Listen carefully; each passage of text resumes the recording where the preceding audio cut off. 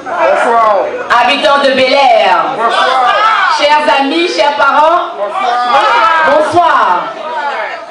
Tout d'abord, permettez-moi de remercier monsieur et madame Moïsa Daniel d'avoir bien voulu mettre leur maison à notre disposition afin de tenir cette conférence.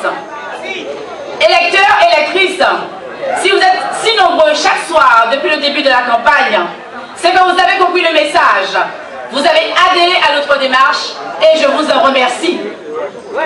Depuis 3 jours, nous n'avons pas cessé de vous présenter les qualités et les compétences du candidat Guy Losbar ainsi que de sa suppléante Nicole Ali Calvados.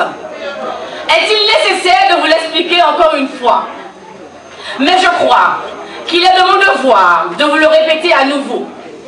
Pour travailler aux côtés de Guy Losbar, et cela depuis 3 ans, j'ai pu observer sa démarche politique et analyser ses idées.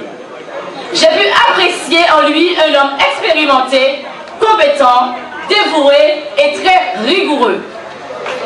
En 2004, nous avons fait de lui le conseiller général du canton en lui accordant nos suffrages et en lui confiant des tâches qu'il a accomplies avec sérieux et efficacité.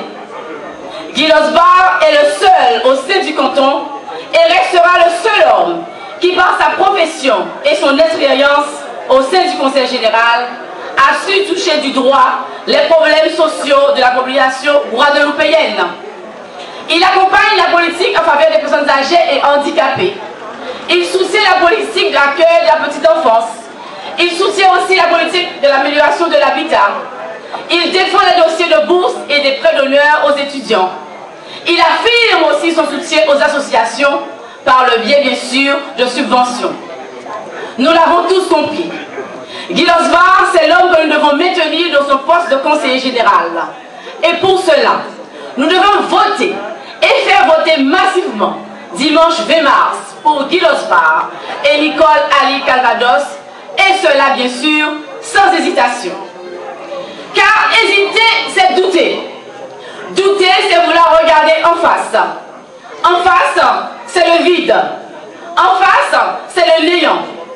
En face, c'est l'incapacité, c'est l'incompétence. Ne vous laissez pas influencer par les propos d'adversaires qui, eux, avaient la possibilité, pendant 7 ans, je dirais même qu'ils avaient un agouba en termes d'années, afin de mener à bien les destinées de la ville de Petit-Bourg.